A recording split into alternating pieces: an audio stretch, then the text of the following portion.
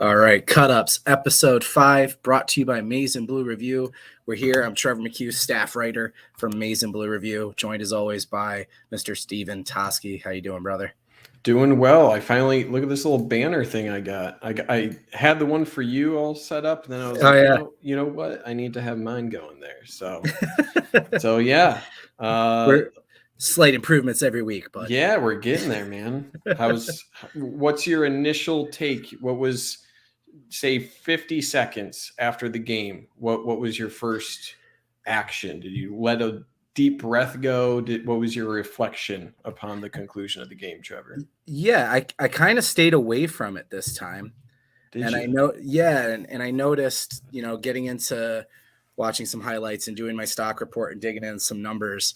This kind of reminded me of last week where, like, during the game, I had a lot of anxiety, felt very frustrated, felt like Michigan left a lot on the table, blah, blah, blah. And then going back, I feel a lot better about the game looking at it. Obviously, we saw a pretty stark difference first half to second half, and that's exactly what we're going to dive into on this episode. But again, like I talked about a lot last week, I had to reset myself, kind of compare where Michigan was last year at this time, and just, again, we're expecting perfection very early in the season, and it's just another road win, decent victory, maybe a game Michigan would have struggled with in the past. I think there's still some things to figure out, but my gut reaction after the game was like, oh, that felt harder than it needed to be. But I've kind of come around to, I think that was a good win for Michigan. Yeah, it was something, especially, it felt like a different game the first half to second half in a way that I don't think many other games this year have felt. So looking back, it was like, man, what did really happen between that first and second half? Some things outside of their control for sure in the first half that made it a little bit more difficult. But for sure. I think Indiana is a really well scouting team. I think they scouted Michigan extremely well. So I think we'll see quite a few things that I think Michigan adapted to pretty considerably from the first half to the second. Well, let's dive right in because I know we have a lot. So the game plan is to look at the defense first half, some formations, some plays, and then the adjustments that were made in the second half. We've got a lot of offensive stuff lined up as well. May have to split that into a part B episode. So let's go ahead and dive right into the Michigan defense first quarter here, first possession for Indiana.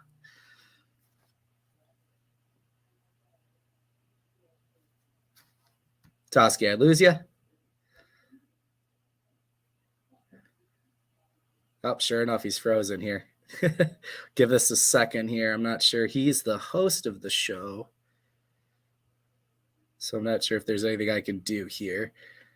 Oh, he just messaged me he lost power. So we're going to hang out here for a minute and see if this is something he can quickly resolve or if we're going to have to work around this here.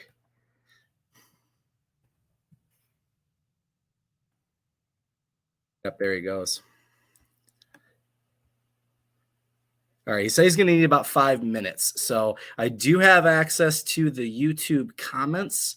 I guess in the meantime, while Toski's trying to get back in here and get all our film running up, if anybody watching has any comments, questions about the Michigan-Indiana game, things you observed or thoughts you have moving forward. I know we're going to get into it with the defense. I was impressed with the pass rush again, right? 2 straight games where it feels like they've kind of found something there, right? With Mike Morris, who is really come on since we've got into Big Ten play. I'm not ready to say he's matching Aiden Hutchinson, but I was pretty shocked by some of the comp numbers I saw working on my defensive stock report in terms of where Hutchinson was at this point last year. Similar pressures, sacks are equal, pass rush rating, PFF rating, all of those things are right in line. So Morris is doing great. Shadyville, thoughts on linebacker struggles and pass coverage? Yeah, that's still the big concern. I believe it was 9 for 9 when targeting Colson and Barrett for Indiana in this game. I know there was no incompletion. So they continue to get picked on.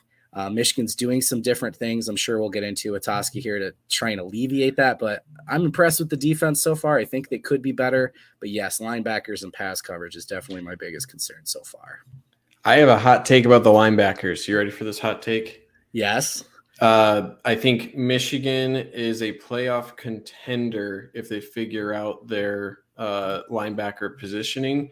I think that is the absolute key. Yeah, better teams are going to pick on that for sure. 100%.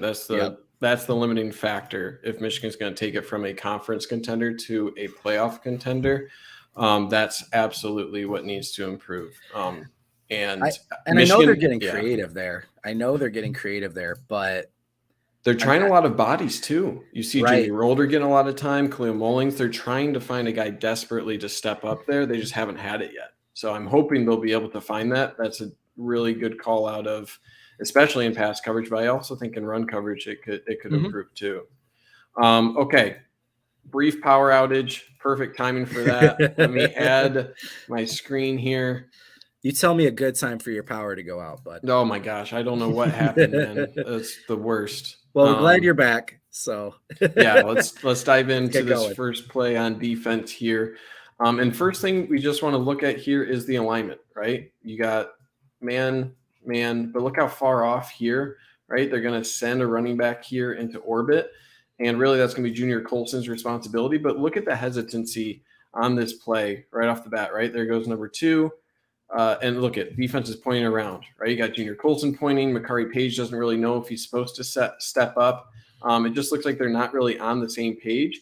And, this is early on in the game, but also consider how the reaction here is when it comes with tempo, right? When you're snapping the ball quickly, things like alignment, things like adjustment based on certain motions, that's something that Indiana is hoping you're going to struggle with, right? So right here, you're still looking around, not sure what your adjustment is. And then McCurry Page right here, right? He's lined up on the innermost wide receiver. He's going to start following him. Look at the eyes here of Junior Colson in the backfield, right? All you need right here from a quarterback is throw and look at all the bodies outside, right? Block. And I call these plays setting yards on fire if you're defense, right? This hesitancy, this not sure of who to cover, because even McCurry Page here doesn't follow this wide receiver. This guy's open, right? So if there's any adjustments here, this is not well defended from either McCurry Page or Junior Colson, and look at just the free yardage, right? They don't even really have to block. They're just running their defensive backs out of the way. So this is really probably maybe a lack of preparation, right? How much time are they actually spending on Indiana, but also some youth, right? Junior Colson hasn't been in a linebacker position all too long. McCurry Page is, you'd expect him to be a little bit more prepared than he was on this play. I also think it's just the pace, right? They're probably trotting out a few different formations that maybe they haven't seen. But this is just a quick example of, it's a simple play, but it's 9 yards and that's first down. And that's going to set them up really well for second and third down, make it really manageable for Indiana here. My hot take here is, this is just the best example of where Michigan misses Josh Ross. Yeah. You can say what you want about his athletic ability. It's the reason that man made a 53-man roster, and it was his football IQ. So to say Colson doesn't have Ross's football IQ isn't an insult, because I don't know if anybody coming through Michigan in the era of Harbaugh has had the football IQ of Josh Ross, other than maybe his brother, right? So as the Will last year, granted they're both inside linebackers, but the Will was more allowed to kind of be an athlete. They sent Colson on blitzes more. They did it a little bit in this game as well. In this game, he kind of needs to be the quarterback of the defense, and that's where he struggles. He really struggles to diagnose a play pre-snap. He's constantly looking around to see where guys are going, whether it's his teammates on defense or how offensive players are reacting. So if you give him an assignment and tell him to go, he does a great job. But when it comes to stuff like this, he just seems to get tricked up really easily, unfortunately. Yeah, and I'm not sure what the assignment here is. It seems like with this motion, Barrett kind of drops here. He's sort of a middle zone. It seems like all the way this should be the read for Junior Colson, right? You're following this guy probably if he's out of the backfield coming out on the pass. So if he's motioning out here, your instinct should be, hey, I'm also in charge of him, even if he sets up here, not necessarily in motion. So to me, that's just a misassignment. Hard to say 100% what the role is there, but to me, that is probably just a lack of understanding here. And starting off this next play, again, what's happening with the defense, right? You look at the play clock. This is a little bit later in the quarter, but it's 29 seconds on the play clock. So they're setting up quick. You're pointing around, right? These three, you're kind of all pointing around, trying to figure out your alignment. Not sure exactly what's going on. And again, this is just setting yards on fire, right? 2nd and 8, that creates a 3rd and 1.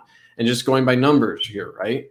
What do you got? 1-on-1 out here, and then you got 1, 2, 3 here for Indiana, these three, and really only 1, 2, right? Your next best guy who can cover any sort of quick throw out here is your safety or possibly a linebacker. But really, if this is going to the outside, right, you're just outnumbering guys. You got 4 against really 3 close, and that's just winning numbers if you're Indiana. So just a simple screen, right? Run him off, right? DJ Turner has pass consideration first. He's not looking in the backfield. So then the 2 blocks you really need is 1, 2. When you're Indiana, you don't have the athletes really to match up on a guy per guy basis, right? This is a lot that you probably aren't confident with your guys winning this matchup. Out here, though, you're confident that you can get 1 or 2 blocks, run a guy down, and just pick up free space, right? So if you are Indiana, you're going to take this all day. That's an easy throw. You don't need to execute a whole lot. You really just need 2 blocks, right? There's your 2 blocks. You're done. And then look at all the free grass here, and you got your safety, Rod Moore, coming down to stop that. But again, you'll take that any day if you're Indiana at a talent loss. That's exactly what you're looking for, and something that Michigan, frankly, took a little bit too long to actually adjust to. Okay, let's move into third play here. This one, little play action pass. So I mentioned a couple things outside of Michigan's control here. This is just not a good penalty, right? I think Michigan struggled early. I think the referees struggled early, and they struggled for both teams. Okay, so this isn't me calling that every call went against Michigan. Actually, a nice little play fake here to keep Basilik from under pressure, right? I think this is the most time he got in the pocket all day, just kind of roll him out a little bit. But you're only sending 2 guys deep if you're Indiana, right? You're sending number 10 here and outside wide receiver here. So you're keeping in max protect. I'm surprised they didn't try this a little bit more often with the play action here. So it's a simple little play here. The issue is that the ref calls, I would call it a ticky-tack, right? If you see where the contact is made right about here, that's where the right arm of DJ Turner gets around the wide receiver. Is it pass interference? Again, it depends how strict you are about the rule. To me, I feel like you see this all the time and it rarely gets called. Really, what didn't impede the wide receiver all that much, you could, even though it was relatively close, you could deem this uncatchable. Like, I don't think there's really a chance for the wide receiver to catch this ball if DJ Turner does not do this motion as well. The thing that I don't really get is, watch this ref. We're going to do some ref annotations, the rare ref annotation here. Watch that right arm of the ref. He's going for that flag right now before there's any contact made here. Right? There's nothing. If we go back to the other angle here, right about here is where that ref is starting to reach for that flag. There is no contact while he's making that reach. So I don't know why he's reaching here, right? You're running that route with him. Hand is already on that flag. So I just don't understand, right? And again, this went both ways, all half, especially the first half before any. Yeah, they were flag happy for sure. Yeah. And there wasn't really any favoritism. It was just constant. It was just bad. Yeah, they were just kind of making a show out of it. So again, that's 3rd and 1. Just going back, right? Like, that's 3rd and 1. Sure, it's probably possible 4-down territory. You are still in Indiana territory here, but that stuff's important. On 3rd down, get off the field, right? And if the ref doesn't throw that, then it's 4th and 1 in their own territory, already down 7-0 if you're Indiana. And that's a scary proposition to go for it in your own territory. So that's just something where you have to consider it, right? Michigan was giving a lot of yards, a lot of things they were playing sloppy about, but also there's, some things like these penalties that can really go a long way in changing the outlook of a game. There's a big reason offenses like those type of calls, because if you cut up the odds percentage, it's either a catch or a PI the vast majority of the time, right? But yeah, this just falls another one of those. I mean, yeah, you're right. He's reaching for the flag first. It's weird, but the receiver holds up a little bit. The throw, the throw is a little underthrown, and it's such a.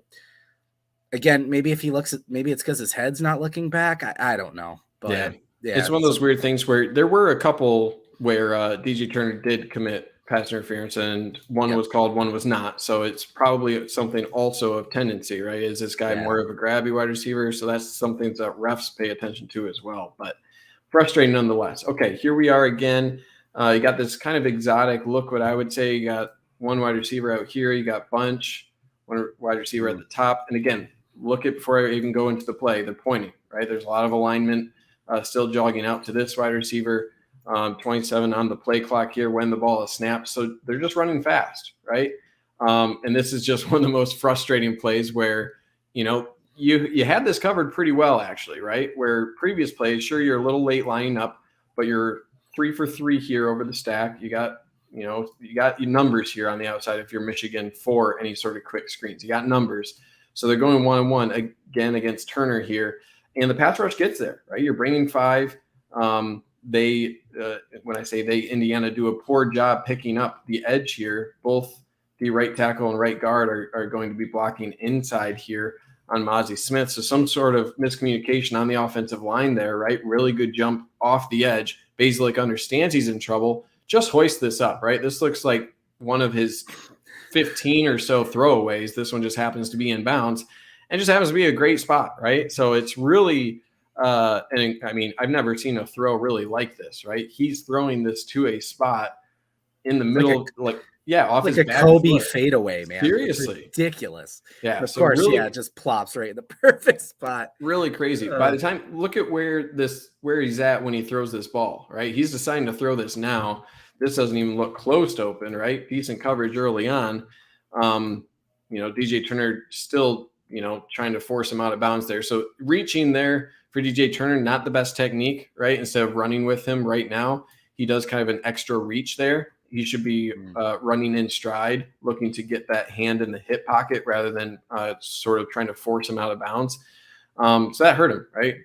So, I mean, give credit to Basilak, right? This is 3rd and 13 for putting that ball up there, giving his wide receiver a chance. But that one is, if you're a defense, right, you're going to live with that, right? You hate to see it. It's not something that's replicable too often if you're on offense, right? It's kind of one where you get away with it and you're happy that you did. But again, it's kind of just one of those things where it's like, we had him, right? You had what you wanted, just a little bit lack of execution there from the defense. And I don't like using the luck word all too often, but I think that's pretty lucky throw. That's lucky. Yeah. I think we can make an exception, right? The moonshot. Yeah. Yeah. Turner's got to trust his game a little bit more. The dude's got crazy speed, right? So you can make a play there and catch back up to the guy. I'm with you. I'm not really sure, like you said, that little reach there. Initially good technique here, but then the second move right there. Yep. So, chalk it up. It happens. But yeah, third and long, that's where this defensive scheme eats. So you're only frustrated that like everything goes right for you and then that doesn't. Right. Yeah. Yep. It's frustrating. All right. 2nd and 10 here. This is one, again, lack of execution, right? This one, I'll give Indiana a little bit more credit. This is a good play call. Right? Let's switch to the end zone view here. This is probably focusing on what are the tendencies of your linebacker against the running back, and they like this matchup, right? You already have, if you're drawing a line here of kind of splitting where the alignment of the linebacker is compared to the running back, you get outside leverage here, right? So because of that, also watch the first step moving up here, right? First step of Barrett was forward, okay? And the first step of the running back, you see that arrow over here. I'm partial to my arrow. I like mine a little better. But but that first step of Barrett forward, right? He steps forward, really 2 steps. And as soon as right now you see Michael Barrett working to the outside now, his eyes are now focused on his target here, but he's already lost so much more leverage, right? Where before it was maybe a yard if I drew that line, right? Now you're looking at possibly 2.5, 3 yards here between them. And that's a lot of ground to make up against a quick running back, right? Barrett's a good athlete, but that's enough leverage for that running back to get to that spot and get there quicker on that line than Michael Barrett can get, right? And not only that, but because of that initial first step, right? Because of that extra leverage that the running back got right there, and I don't think it's necessarily a late reaction. I think this is just you got to hop instead of step forward. Just take a slight hop. Get light on your feet, get ready to react instead of stepping up. That hurts his angle. That puts him behind. He lost that leverage, and now he's in a full sprint to make this up, right? He has to just fully commit to this angle to try to cut this angle off. Because he's late, this running back can make that second move. Once he catches the ball, Barrett is in such a dead heat to cut off that angle. He can catch, stop, use that momentum against Barrett, and cut back for the touchdown, right? So it's not only just for that initial catch, but that momentum for Barrett to get out there works against him to make that tackle. So give credit to Indiana for probably scouting that and recognizing that tendency of Barrett here. And they execute well, right? It's again, not a too difficult of a throw, but it's placed pretty well. And the running back just makes a nice move to use that momentum of Barrett against him. So chalk this one up to, probably well scouted and just a lack of execution there for Barrett. Got to be a little bit more disciplined with that initial footwork. And I hate to pick on the linebackers, but this is just kind of a piece of that. This isn't a standard scheme for them where, Barrett is essentially lined up like a true Mike linebacker and RJ Moten comes up. They're basically in a base 4-3 with Moten, the other linebacker there, taking on the tight end. So, and again, Colson, even on this play, he's looking over at the receiver, looking here. They just, they seem out of position, out of sorts. They're just not comfortable with their roles in the defense yet. Yep.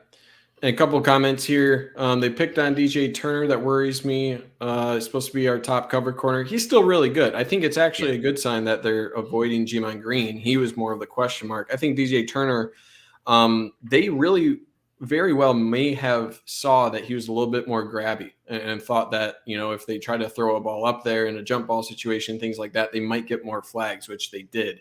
So I'm guessing that might be why Indiana went that way.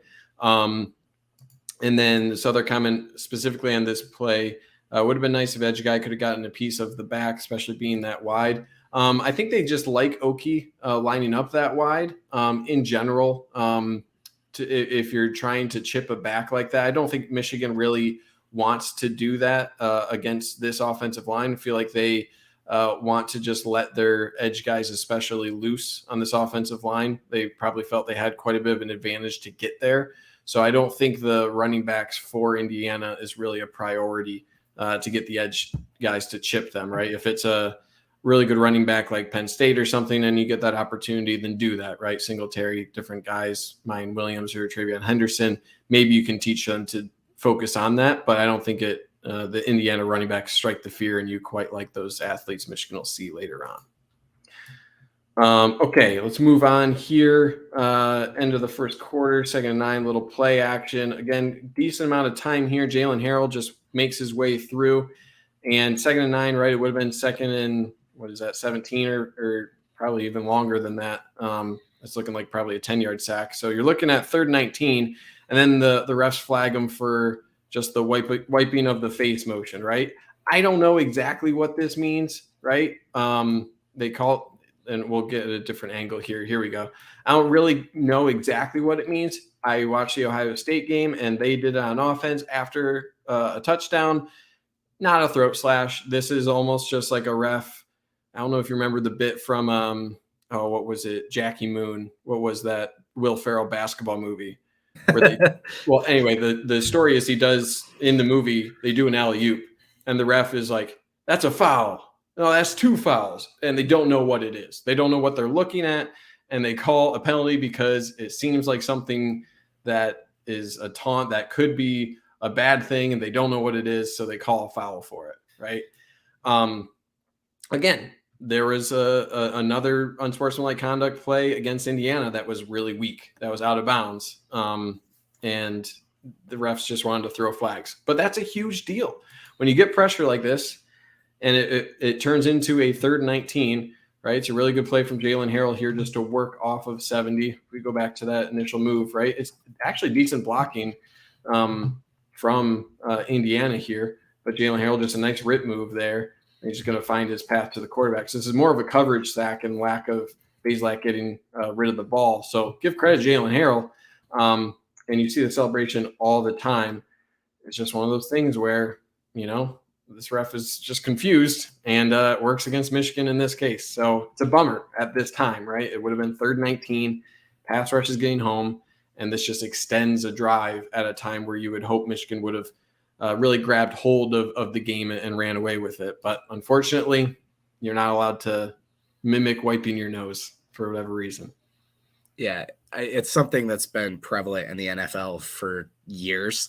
Yeah. So it's just ridiculous. I feel like Michigan gets picked on this more than anybody. Was it Tariq Black with the flexing motion after the first down? I'm like, so I think actually Harbaugh, I used to hate the sideline turnover celebrations, like the chain that Miami started and some of those other ones. I just thought they were corny or whatever. And Michigan does the photos, and now they've brought out the buffs or whatever. Yep. But Harbaugh made a great point that you do anything on the field now, you might get flagged. On the sideline, you can do whatever you want. So they're almost encouraging these celebrations on the sideline so you don't get a penalty for something stupid like that. Yeah, it's a good point. And then if you do have something cool, especially like after a turnover with the sunglasses, it can then have the players more focused on getting to the sideline to put on the glasses rather than, focusing on a celebration on the field. So I'm with you. I think it's better to do that because of the unpredictability of having the refs. Made for a great picture, though. Oh, yeah. 100%. I posted that one a bunch. All right, moving into the second quarter here. Let's see what we got. 2 backs in the backfield. This was another, I promise this is probably the last official based review here that I have. But I think you see one of these guys.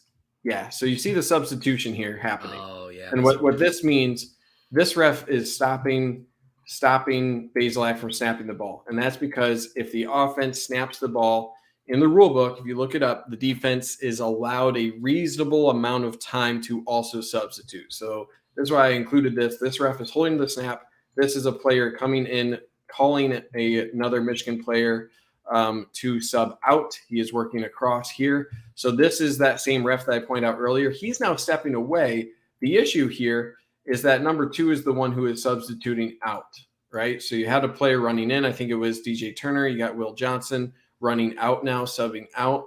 And the issue is this ref is supposed to hold this, right? He is supposed to hold this before or until Will Johnson's off the field. You're allowed to substitute because the offense did. You're allowed to put your personnel on the field because the offense did that.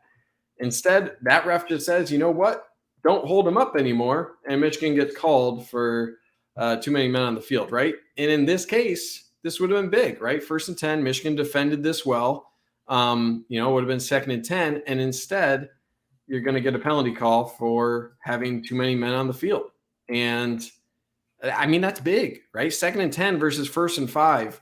If this happens future, like early, like later on in the season in a game that matters, I'll be mad, right? I'll be livid because this isn't just a bad call against a team. This is bad refereeing, right? I think this is a good indicator of, I don't care who's it against. That's just not how you operate a game as an official. And that's why there's a lot of people wishing that there's accountability held against the refs, and there is none right now except behind closed doors.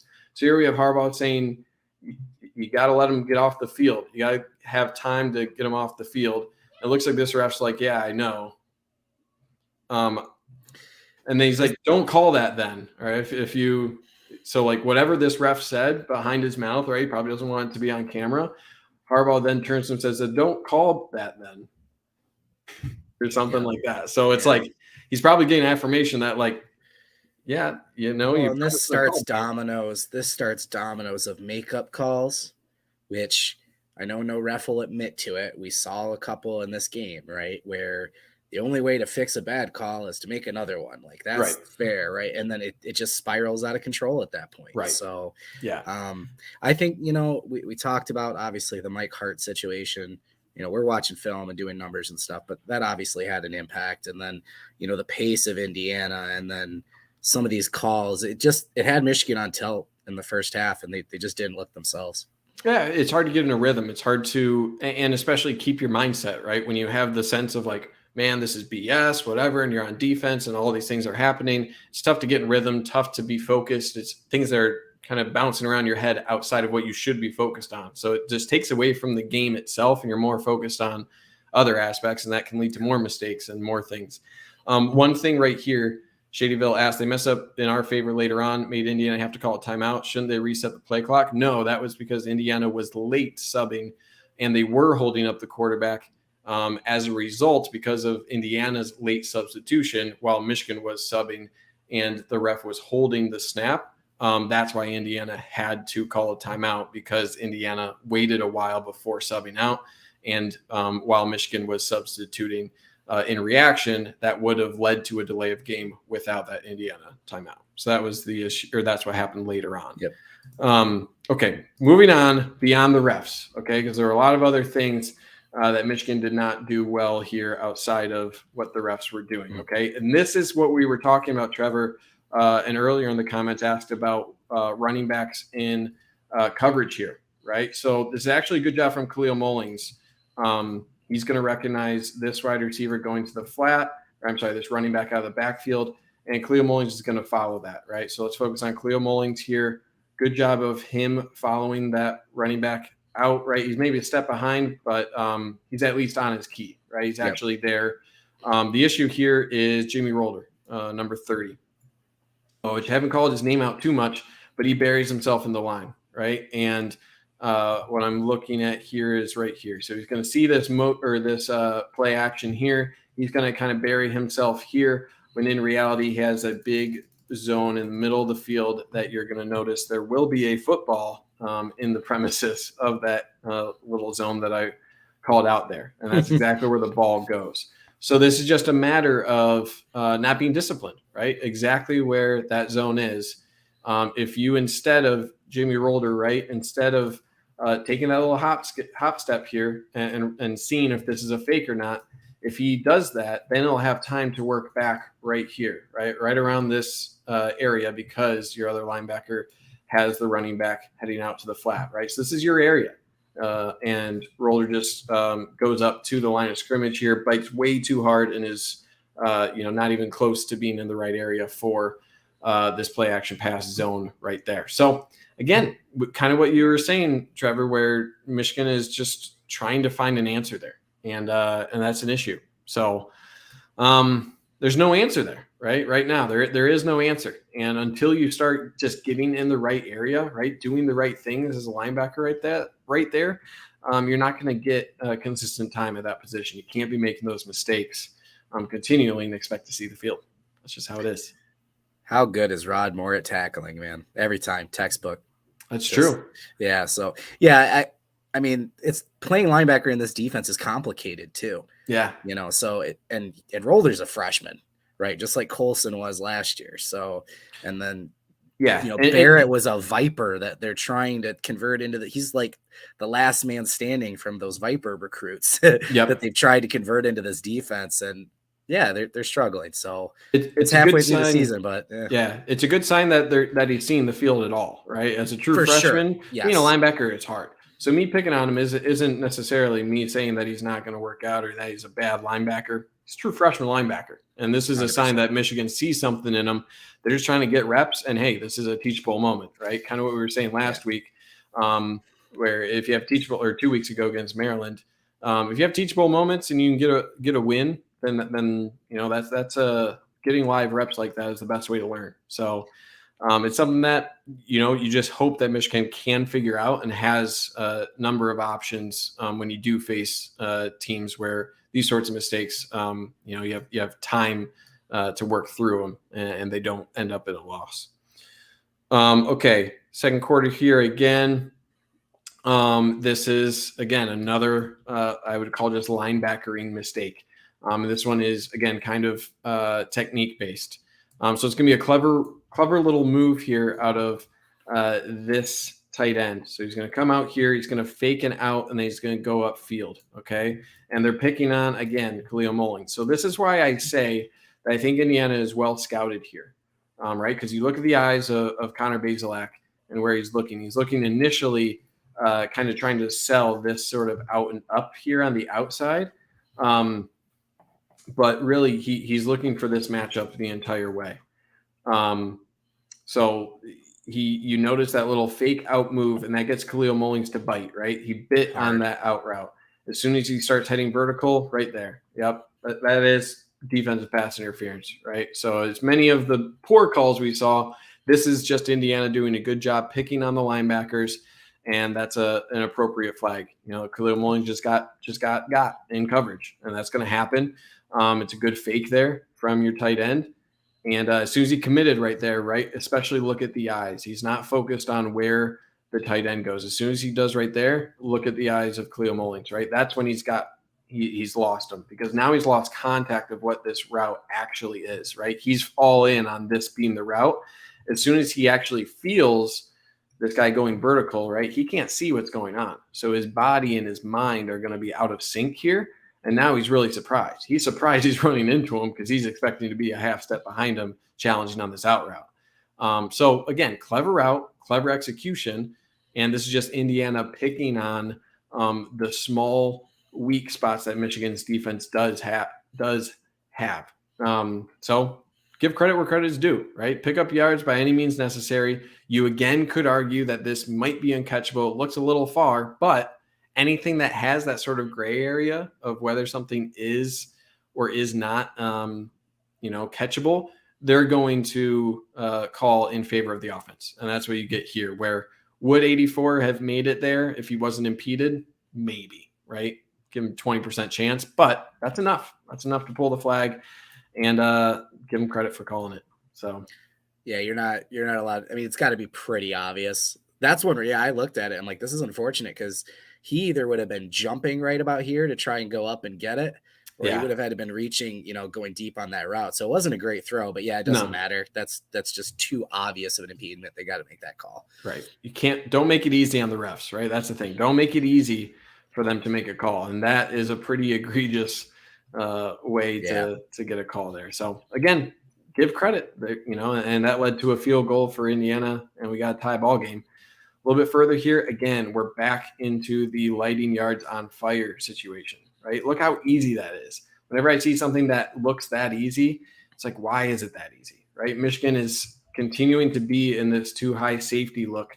And look at the initial motion here. The initial body language of the safety is moving back, right? And you got 1, 2, 3 with only 2 defensive backs, right? So who's your first guy to really challenge on the outside? Again, making it too easy on Indiana. Your linebacker or one of your safeties is the best chance at defending a quick throw out here. All you need are 2 blocks, right? And that's just way too easy for Indiana. Point at the wrong blocks there, but the concept still holds, right? So that's just an easy 10 yards. It's way too easy. It's 12 yards, right? And Junior Colson from the linebacker position is the first guy to make contact. So this is another case where it's just like, if you're Indiana, you can pick up free yards while you're, outgunned, really, outmanned and out-talented. You're going to take that every day. And that was pretty prevalent on multiple plays on this drive. Another one right here, right? We see same exact play pretty much on the other side. And this one isn't as successful, but it's still, what is that, 6 yards, right? 6 yards here. And look at the alignment, right? Go down, block, little slip screen here, easy throw, right? And you got 2 guys here that won't make contact until you're about 6 yards downfield. So again, it's just about making things too easy. Where are you outgunned against this Michigan team? Your offensive line is going to get mauled, right? Your running back probably doesn't have the athleticism to bowl over any of the linebackers. But you got a lot of space. How can you utilize that space? How can you pick up the easiest yards? This looks pretty easy, right? So this is where I was most frustrated with the defense all first half. I think they did a good job of taking out Mike Sainristil's strengths as well, right? He's normally pretty good at getting off these blocks and either making a play on the ball carrier or at worst forcing them back inside. So, his buddies can come and make the tackle. And both of these plays, they trip him up a little bit with, because he's playing off, the other receiver comes over and gets in his way, a much bigger receiver as well, right? So I remember with Jabril Peppers, like the big thing was like, oh, you got to go away from him. Well, no, that gives him the freedom to get over and make the play. So when you have a physical player in a position where you don't normally expect physicality, the best way to go after him is to go right at him. So, if you're going to give him that space, like you said, and then you're going to let me get a matchup where I can, take some of the physicality out of Sainristil, now I've got 6 easy yards. Yep. Give Sainer still some credit here. He does at least force him back in. Back inside. That's what you want to do. He is, like you said, outside. So I think that's a big focus there that they had is, we know this guy can be a problem on the boundary. Let's just make sure we have a bigger guy there. So it is, the difference between this being a 6-yard pickup and a 12-yard is Mike Sainer still forcing this back inside. So on the right track here, but still, going into the locker room, this had to be something where Michigan was like, yeah, this just isn't going to cut it, right? And here again, look at what you got. We're going to, before we even look at the play, 3 and you got 4, right? What are we doing out here, right? Way too easy. And again, you're putting a big guy, 84, out there. Rod Moore this time. Yeah, he was blocking Rod Moore. But again, you're reducing the complexity for your offense. All you really need is really two good blocks here. And if you get a third, then you're possibly looking at a touchdown or at least a first down. You're just minimizing the amount of mismatches that you have from a talent perspective against a better team in Michigan, right? So this is all from the same drive, right? And this is where Indiana started to realize, hey, we just need to do this over and over again, and we won't need to get in down in distance, longer, obvious passing down situations, which is our kryptonite here. So impressively done for Indiana here. This led to a blocked field goal, but Indiana goes into half tied 10-10. And luckily now we're going to turn into the second half to see the adjustments that Michigan did make.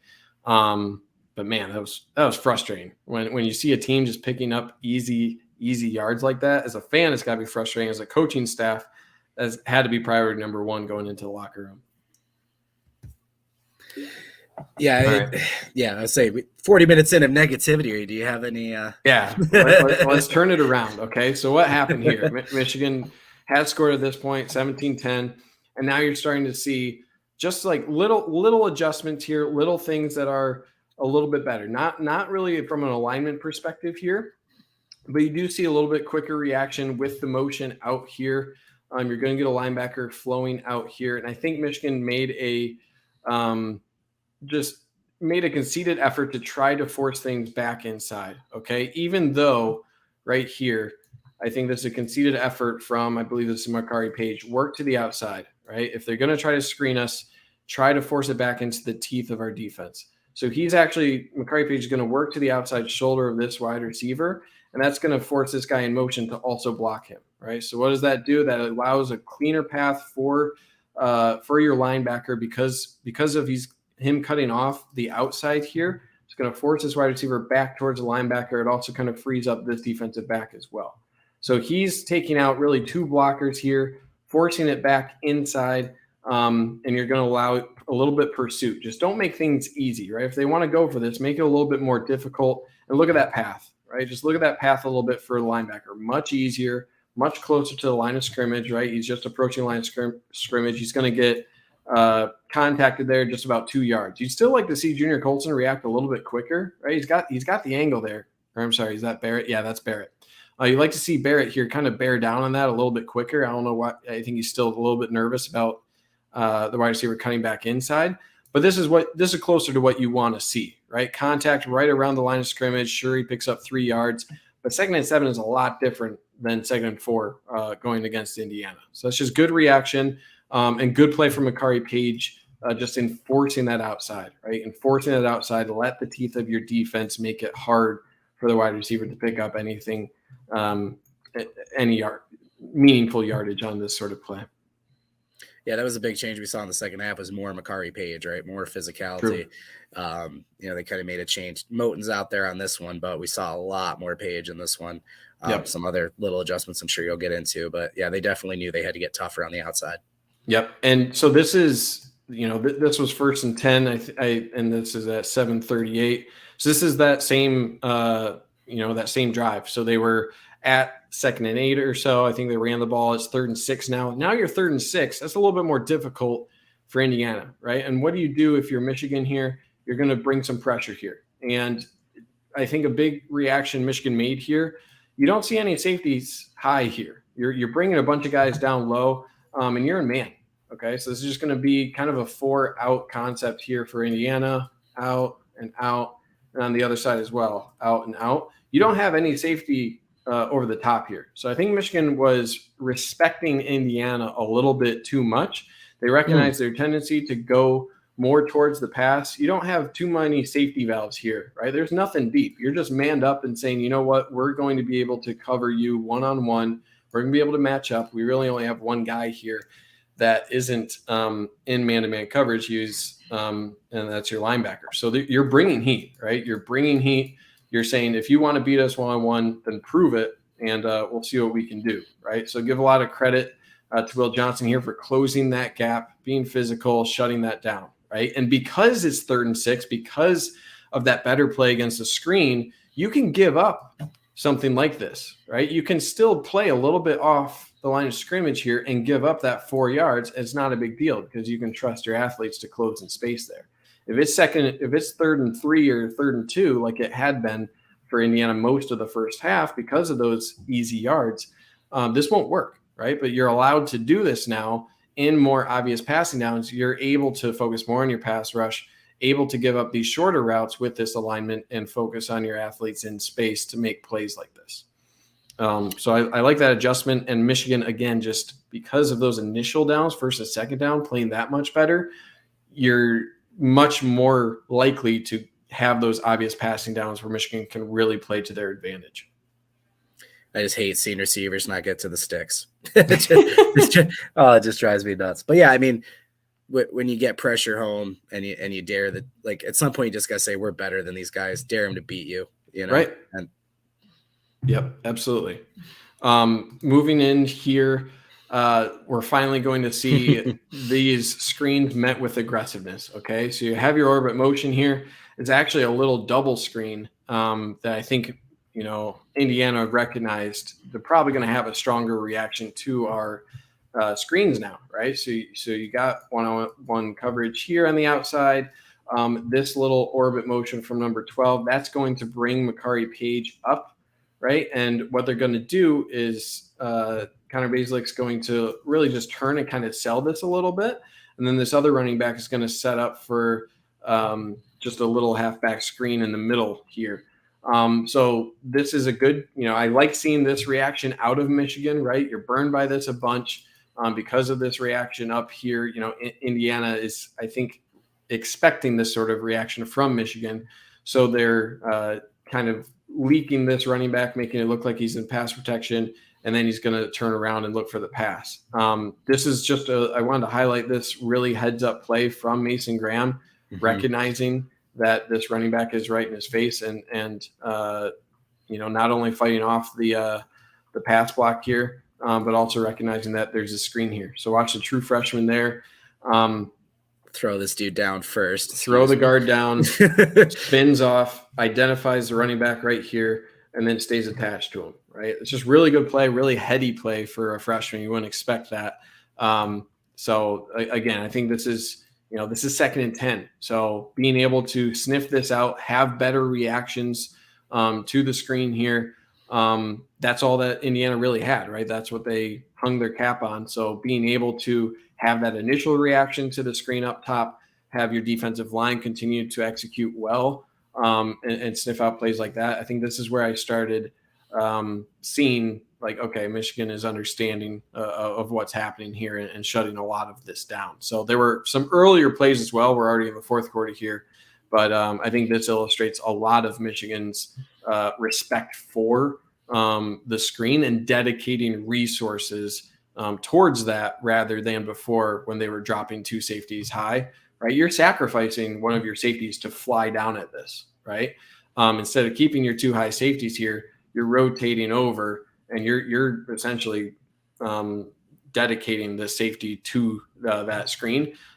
So this is the gamble that Michigan took. Said, hey, if you want to rely on these screens too much, go ahead. Like, we trust our guys enough where we're not going to have too high against this anymore. We're selling out against this screen and prove that you can beat us some other way. You called out Graham here, but the foreshadowing here of the Mozzie Smith and Mike Morris turning their dudes into sleds. And then I think Jalen Harrell, it doesn't matter because of the play Mason makes, but he makes a great play here as he's pursuing. He also recognizes the screen Great call. Yeah. And gets back. So if Graham's not there and the running back does make the catch, Harrell's right there to wrap him up. So everybody on the line made a great play here. Yeah, and it's one of those little things where when you see the quarterback continue to back up like that, right? And I think that's what Jalen Harrell saw when you're 32 there and you see that quarterback do that fake and then continue to back up, right? Usually that's not an indicator that he's throwing downfield or going to be sticking around too long, right? So it's a really good job. You can see the eyes there of Harrell recognizing that sort of motion from the quarterback, turns, right? He's got his eyes. He's looking now at the running back. Then he's going to look back between these two players and recognize that. So it's a great call out. It's not just Mason Graham. Seems like the defense is now prepared for that. So yeah, really great call out there. I think he pointed at his head too. Like, yeah, you're right.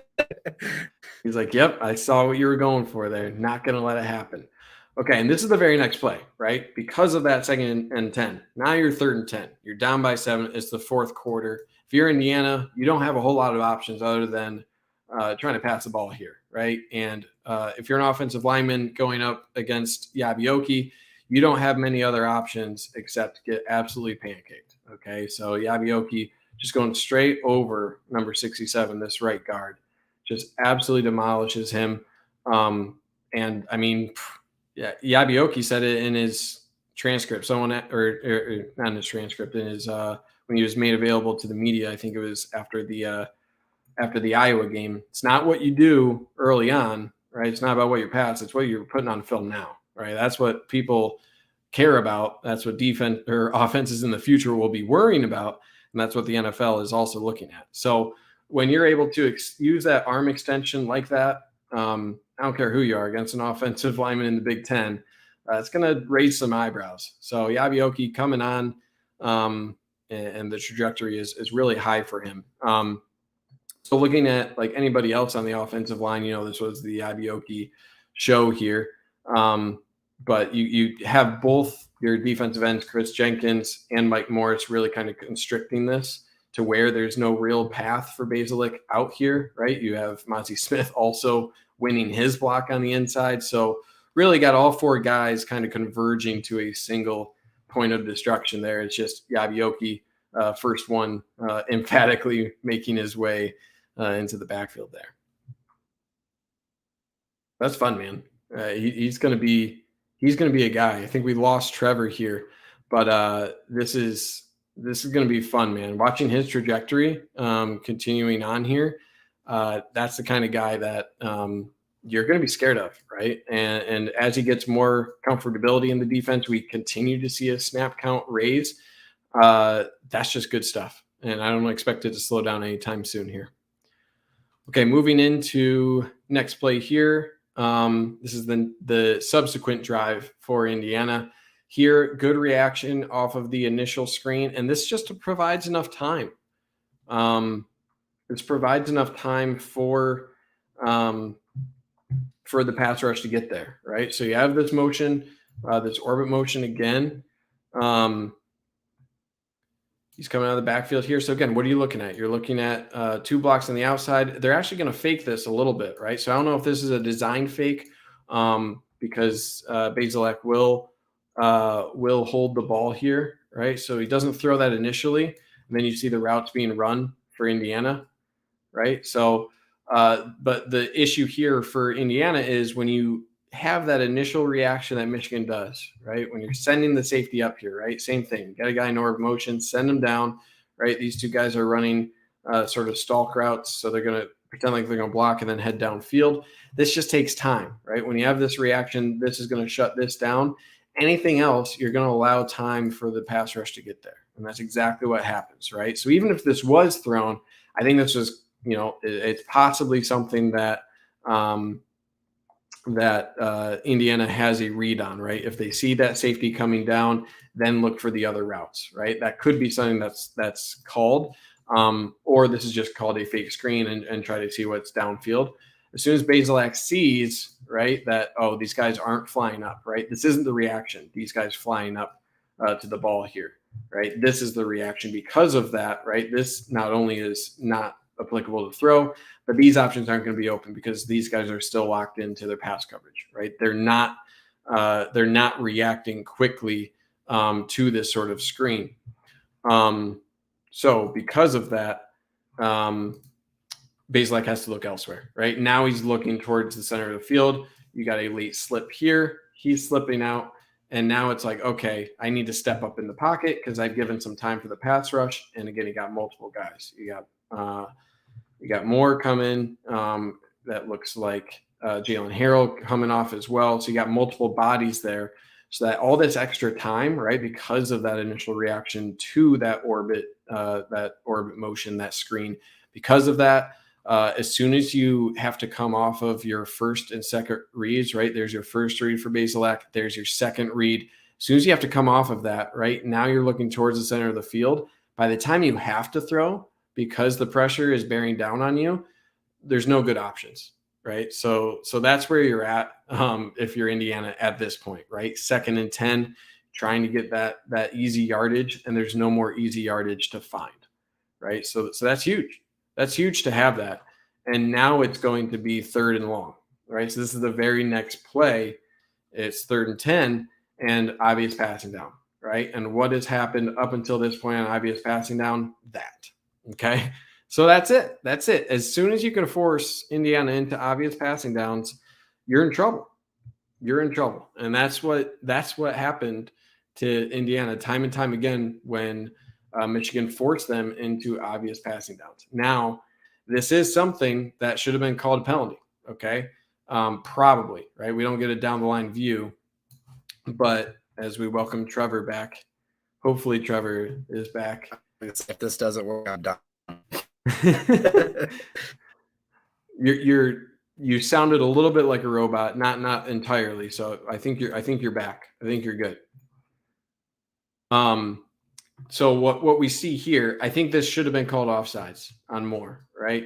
It looks like he's lining up in the neutral zone over the ball. Seems like that's not that he was lined up a little bit over the ball there. Probably should have been called offsides. It wasn't, right? And the refs, as we had covered extensively, we're not on their A game here, but it's a good job from him, just reaching around the end here and able to make that play, right? So, I mean, again, we got another true freshman here making a play on the defensive line. Not a name I expected to call out much this year, but give him credit, give him that sack, and Jalen Harrell's giving him a hug because he's also there. So, again, the more you can force Indiana into these obvious passing downs, right? And just look at the alignment again. Right? No obvious numbers here for Indiana to take advantage of. You got a single high safety, right? So if you're trying to throw a quick screen, now you don't have the bodies, right? And Michigan's alignment here takes that away just naturally. Especially given it's 3rd and 10, you can't reliably run those. So it's something that because of Michigan's alignment, it takes a little bit extra time for Indiana to find those guys. And it's just a good job for Michigan to recognize that, make those adjustments to force Indiana into these more awkward situations. And Michigan's pass rush really ate that up, right? And offsides or not, right? This is just a pure speed move from Moore around the outside, right? From a true freshman defensive lineman, you're looking for competence. You're not looking for stardom, right? So for a true freshman defensive lineman to use his hands like that, to work, continue on to the outside, disengage, and continue to make plays, right? Not just survive, but make plays. That's really good for Michigan's trajectory on the defensive line in the future, right? When you got 2 defensive linemen who are true freshmen here, making multiple plays that I'm calling out here, that's extremely rare. It's extremely rare across college football, let alone in the Big Ten, right? So that's huge. That's huge. Continue to make those plays. You're only going to see growth there. And I was happiest that Michigan found ways to get their defensive line involved, right? Because of these quick passes, because of those screen plays, Indiana was able to take Michigan's defensive line out of this for a long time, especially with the pace that they play at, right? That's a lot of conditioning. That's a lot of difficult time excuse me, on the field for that defensive line. You're always running, trying to get set. You can get gassed really easily. So for Michigan to finally late in the game here find a way to get the defensive line involved and use that strength effectively to the tune of, 7 sacks? That's huge. That's huge. The MTUR fellows, remember to like the stream. Thank you for calling that out, and I appreciate you. Let's see. Look at the stat line for Bazelak after, and some still think that JJ isn't doing enough. After his 5th start, he's showing great understanding of the game in addition to his natural ability. We'll cover the offense in a future stream, okay? I don't know if it'll be tomorrow or Wednesday, but we will look at that. We'll look at the offense next, okay? So that'll be the next stream here. Let's see. If Graham continues on this trajectory, he'll hear his name called on day 1. That's bold. That's bold, but he's on a great path, right? He's on a really good path. Let's see. Exciting play there. There were 3 freshmen D-line in that play. Oh, yeah. I didn't even call out Kenneth Grant, right? Is that the big boy out there, 78? Yep, there he is, making moves. So, yeah, man, I'm excited. This was a really, really good adjustment, right? Going from the first half to the second half, that's really big to have that. So to be able to show that improvement in the locker room, especially under a new defensive coordinator, right? Jesse Minter, that gives you a lot of confidence that he's able to see things live and make adjustments on the fly. Really glad that, they held Indiana to way less than 100 yards. I think it was closer to 30-something yards in the second half of total offense. So that's a hell of a job for Michigan's defense. We'll do a similar stream to this covering the same topic for the offense. So make sure you hit that bell notification, subscribe to the channel so you won't miss that. And we will go from there. As always, you can follow myself on Twitter at Osentoski. Let me pull that up, at Osentoski. If you want to subscribe, there's a lot of great discussion. Trevor puts up a ton of content throughout the site. So go check out the community there. I'm hanging out on the boards quite often. Great community that we got building up there. And beyond that, I'll be back later this week, and we'll have a good time. And yeah, let me know what you guys want to see, right? If there's ever a play, hopefully on the next one, when we're covering the offense, come prepared. Bring a play that you want me to review. I can always try to pull that up. And, I want this to be as interactive as possible. I want to make sure that the plays I'm showing you guys are the ones that you want to see. And that, we're providing value here because we're all learning, right? We're all learning. There are things that I can miss, things that you guys can teach me as well. So we're here to learn. We're here to have a good time.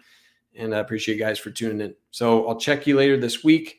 We'll tweet out next time that we're doing the offense, but be prepared for that. And beyond that, go blue. All right, take care, everybody.